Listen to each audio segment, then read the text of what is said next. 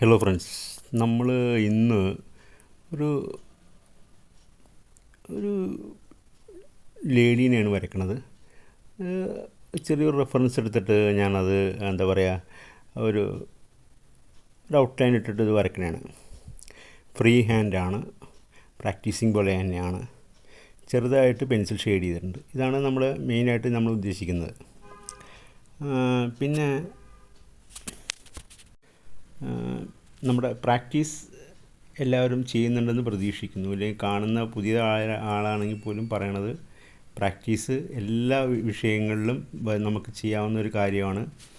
ഏത് സബ്ജക്റ്റ് ആയിക്കോട്ടെ നമുക്ക് പ്രാക്ടീസ് ചെയ്യാം. അതിൽ നമുക്ക് ഇമ്പ്രൂവ്മെൻ്റ് ഉണ്ടാക്കാം.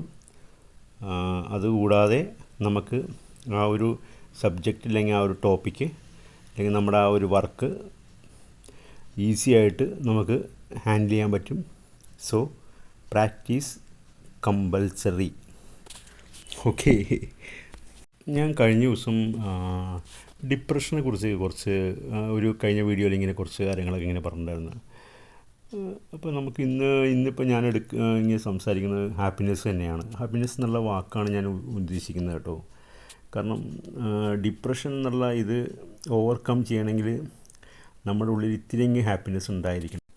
എൻ്റെ ഒരു കാഴ്ചപ്പാടിലേ ഹാപ്പിനെസ് എന്ന് പറയുമ്പോൾ ശരിക്കും പറഞ്ഞാൽ 3 തരമാണെന്ന് എനിക്ക് തോന്നിയിരിക്കുന്നത്. ഞാൻ ഒരു ചെറിയൊരു എക്സ്പീരിയൻസ് പോലെ എൻ്റെ എക്സ്പീരിയൻസ് പറയുകയാണെങ്കിൽ, ഒന്ന് എക്സ്ട്രീമായിട്ടുള്ള ഹാപ്പിനെസ്സാണ് എനിക്ക് തോന്നുന്നത്. അതായത് നമുക്ക് വേണ്ടി നമ്മൾ ഉണ്ടാക്കുന്ന ഹാപ്പിനെസ്, മറ്റൊരാളിൽ പങ്കെടുക്കുന്നില്ല. ഉദാഹരണത്തിന് ഞാൻ പറയുകയാണെന്നുണ്ടെങ്കിൽ, ഒരു വ്യക്തി IPS IAS അങ്ങനത്തെ പോസ്റ്റ് മെനക്കെട്ട് പഠിച്ചിട്ട് അവസാനം ആ കുട്ടിക്ക് കിട്ടുന്ന ഒരു റിസൾട്ട് ഭയങ്കര പോസിറ്റീവായിട്ട് വരികയാണെന്നുണ്ടെങ്കിൽ അതൊരു എക്സ്ട്രീം ഹാപ്പിനെസ് ആയിരിക്കും. അത് അവർ ചെയ്ത എന്താ പറയുക, അവർ ചെയ്ത വർക്ക് അല്ലെങ്കിൽ അവർ ചെയ്ത എഫേർട്ടിൻ്റെ റിസൾട്ടാണത്. അത് എക്സ്ട്രീം ഹാപ്പിനെസ് ആയിട്ടാണ് ഞാൻ എപ്പോഴും കാണുന്നത് കേട്ടോ. അതിന് വേറെ ഇതില്ല, വാക്കുകളോ ഒന്നുമില്ല. അത് കംപ്ലീറ്റ് അത് തന്നെയാണ്, അത് ഫിക്സഡ് ആണ് അതിൽ കേട്ടോ. പിന്നെ രണ്ടാമത് വരുന്നതാണ് നമ്മുടെ ഒരു മീഡിയം സൈസ് ഹാപ്പിനെസ്. അത് ഒരു ചെറിയൊരു അപ്പർ ലെയർ മീഡിയം ഹാപ്പിനെസ് എന്ന് പറയാം. അതായത് നമ്മുടെ മക്കൾ വിജയിച്ചിട്ട് നമ്മുടെ മുമ്പിൽ വരുമ്പോൾ കിട്ടുന്ന ഒരു ഹാപ്പിനെസ്.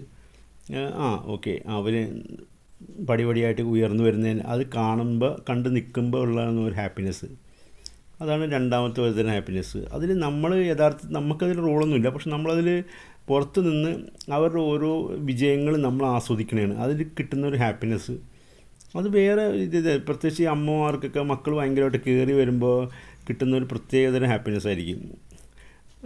അത് വേറെ ഒരു ടൈപ്പ് സെക്കൻഡ് ഹാപ്പിനെസ് എന്ന് പറയാതെ. പിന്നെ എന്ന് പറഞ്ഞാൽ ശരിക്കും പറഞ്ഞാൽ ലാസ്റ്റ് ഹാപ്പിനെസ്, അതായത് നമ്മൾ ഒരു വിട്ടുകൊടുത്തിട്ട് നമുക്ക് ഹാപ്പിനെസ് കിട്ടണത്. നമ്മുടെ ഒരു പ്രധാനപ്പെട്ട നമ്മുടെ കയ്യിൽ നിന്നൊരു വളരെ നമുക്ക് ഭയങ്കര സ്നേഹം തോന്നുന്ന അല്ലെങ്കിൽ നമുക്ക് ഭയങ്കര ഇഷ്ടം തോന്നുന്ന ഒരു വസ്തുവോ അല്ലെങ്കിൽ എന്തെങ്കിലും നമ്മൾ വിട്ടുകൊടുക്കുമ്പോൾ കിട്ടുന്ന ഒരു ഹാപ്പിനെസ്, അത് വേറെ ഒരു ലെവലാണ്. അത് നമുക്ക് ഈ ഇതിനും മാച്ച് ചെയ്യാൻ പറ്റില്ല, കണക്ട് ചെയ്യാനും പറ്റില്ല. അതായത് ഒരു ഉദാഹരണം പറയണം, ഒരു പുരാണത്തിലുള്ള ഉദാഹരണമാണ് ഞാൻ പറയണേ. ഞാൻ ഇങ്ങനെ തിങ്ക് ചെയ്ത് നോക്കിയതാണ്. അതായത് ഫോർ എക്സാമ്പിൾ, ഇപ്പോൾ ഈ കൗരവപ്പടയിലെ അതിൽ എന്താ പറയുക, കർണൻ, ഭീഷ്മർ, പിന്നെ ദ്രോണർ, ഇവർ 3 പേരെയും ഒരു കാരണവശാലും ഇവർക്ക് ഈ 5 പാണ്ഡവന്മാർക്ക് 5 പേർക്കും കൊല്ലാൻ പറ്റില്ല. കാരണം അവർ എന്താ പറയുക, അവർ അത്രയും ഭയങ്കര പവർഫുള്ളായിട്ടുള്ള ആൾക്കാരാണ്. അപ്പോൾ അവരുടെ മരണം തന്നെ അവർ പറഞ്ഞു കൊടുക്കണതാണ്. ശരിക്കും പറഞ്ഞാൽ എനിക്ക് തോന്നണം അത് തന്നെയാണെന്ന് എനിക്ക് തോന്നണം. ഫസ്റ്റ് നമ്മുടെ ഭീഷ്മർ, പുള്ളി തന്നെ പറഞ്ഞു കൊടുക്കണതാണ് പുള്ളി ശിഖണ്ഡിയായിട്ട് യുദ്ധം ചെയ്യില്ല എന്ന്. പിന്നെ അത് രണ്ടാമത് വരുന്നത് ദ്രോണർ, പുള്ളിയുടെ മകൻ മരിച്ചെന്ന് പറയുമ്പോഴത്തേക്കും പുള്ളി ആയുധങ്ങളെല്ലാം ഇട്ടത് ഒരു ധ്യാനത്തിന് പോണെയാണ്. മൂന്നാമത് കർണൻ, ചക്രം താഴത്ത് ചെളിയിൽ വീണപ്പോൾ പുള്ളി പറയണത് ഞാൻ എൻ്റെ കർമ്മം ചെയ്തുകൊണ്ടിരിക്കും, നിനക്ക് നിൻ്റെ കർമ്മം ചെയ്യാമെന്ന് തന്നെ പറയണത്. അതായത് അവനെ ഫിനിഷ് ചെയ്യുക എന്നുള്ളതാണ് അവൻ പുള്ളി പറയണത്. യഥാർത്ഥത്തിൽ അവർക്ക് ആർക്കും ജയിക്കണമെന്നേ താല്പര്യമില്ല. അവർ ഉദ്ദേശിക്കുന്നത് ഈ ഓപ്പോസിറ്റുള്ള പാർട്ടി ജയിക്കാൻ വേണ്ടിയാണ് അവർ അവർ ആഗ്രഹിക്കുന്നത്, അല്ലെങ്കിൽ അവരുടെ ഹാപ്പിനെസ് അവിടെയാണ്. അതുകൊണ്ടാണ് അവരങ്ങനെ ചെയ്യുന്നത്. എനിക്ക് തോന്നുന്നത് കാരണം ഇവർ മൂന്നുപേരും ഭയങ്കര കമ്മിറ്റഡ് ആയിട്ടുള്ള ആൾക്കാരായിട്ടാണ് എനിക്ക് തോന്നുന്നത് ശരിക്കും പറഞ്ഞാൽ. ഇപ്പോൾ കർണനാണെന്നുണ്ടെങ്കിൽ ദുര്യോധനായിട്ട് ഭയങ്കര കമ്മിറ്റഡായിട്ട് നിൽക്കുന്ന ഒരാളാണ്. അതേപോലെ ഭീഷ്മരാണെന്നുണ്ടെങ്കിൽ പുള്ളിയുടെ അച്ഛനോട് ഭയങ്കര കമ്മിറ്റഡായിട്ട് നിന്നുകൊണ്ടാണ് പുള്ളിക്ക് ഒരു വരം കിട്ടണത്. മരണം അവന് എപ്പോഴാണ് ആഗ്രഹിക്കുന്നത് അപ്പോൾ കിട്ടണം എന്നുള്ളത്, മരണം വന്നെന്ന്. അതുപോലെ മറ്റേ ദ്രോണരാണെന്നുണ്ടെങ്കിൽ അർജുനന് ഏറ്റവും ഫേമസ് ധനുർധാരിയാക്കാൻ വേണ്ടിയായിരുന്നു നിർദ്ദേശിച്ചത്. അപ്പോൾ ഏകലവ്യം വന്നപ്പോൾ പുള്ളിയുടെ തള്ളവിരൽ മുറിച്ച് ദാനം ഇത് മേടിച്ചാണ്, ഗുരുദക്ഷിണയായിട്ട് മേടിച്ചതാണ്. അപ്പോൾ ഇവരുടെ ലക്ഷ്യത്തിൽ ഇതാണ്, ഓരോരുത്തർക്കും അവരവരുടെ ലക്ഷ്യമുണ്ട്.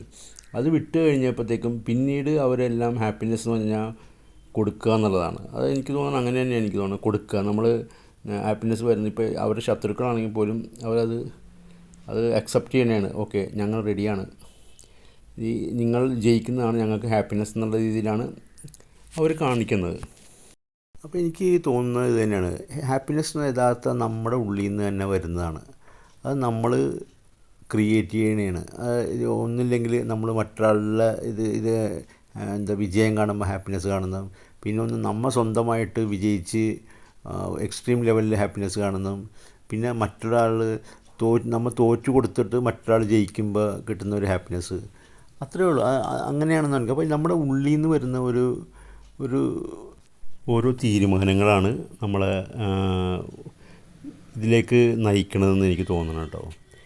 പിന്നെ ഇതെല്ലാം ബാധിക്കുന്ന ഇല്ലെങ്കിൽ ഇതായിട്ട് മെയിനായിട്ട് കണക്ട് ചെയ്ത് നിൽക്കുന്ന 3-4 സ്ഥലങ്ങളുണ്ട്. ഒന്ന് നമ്മുടെ ഫാമിലി, പിന്നെ രണ്ടാമത് നമ്മുടെ ഓഫീസ്, പിന്നെ മൂന്നാമത് നമ്മുടെ ഫ്രണ്ട്സ് ഇപ്പോൾ അടിപൊളിയാണെന്നുണ്ടെങ്കിൽ ഒരു കാരണവശാലും നമുക്ക് ടെൻഷൻ അടിക്കേണ്ട ആവശ്യമില്ല. കാരണം എന്താ പറയുക, അത് നല്ലൊരു ഫ്രണ്ടാണെങ്കിൽ ഓട്ടോമാറ്റിക് ഹാപ്പിനെസ് നമ്മുടെ ഉള്ളിലിങ്ങനെ വരും. കാരണം അവനെ മിസ് ചെയ്യുമ്പോഴൊക്കെ നമ്മുടെ ഉള്ളിൽ വരും, ഒരു മൈനസ് പോലെ വരും. അപ്പോൾ വിചാരിച്ചോ,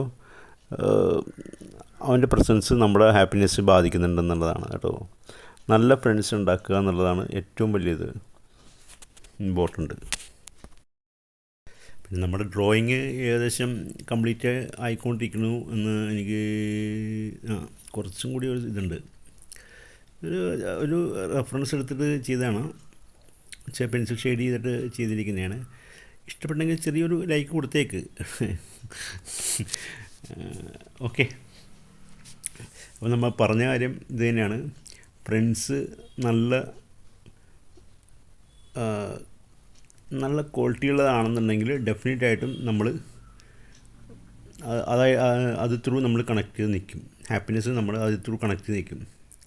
ഇപ്പം എന്തെങ്കിലും ഒരു വിഷമം വരുമ്പോൾ ഓടി വന്നിട്ട് നമുക്ക് ചെറുതായി ഒന്ന് കൂടാം എന്ന് പറയുന്ന ഒരു ഫ്രണ്ടാണെന്നുണ്ടെങ്കിൽ അതൊരു എനിക്ക് മേ ബി അവർക്ക് ആ ടൈമിൽ ഒരു റിലാക്സേഷൻ കിട്ടുമായിരിക്കും. പക്ഷേ ഞാൻ പറഞ്ഞാൽ അതല്ല, നമ്മൾ സൊല്യൂഷൻ കണ്ടെത്തുന്ന ഒരാളാണെങ്കിലല്ലേ എപ്പോഴും നമുക്ക് കംഫർട്ടാവുക എനിക്ക് തോന്നണേ.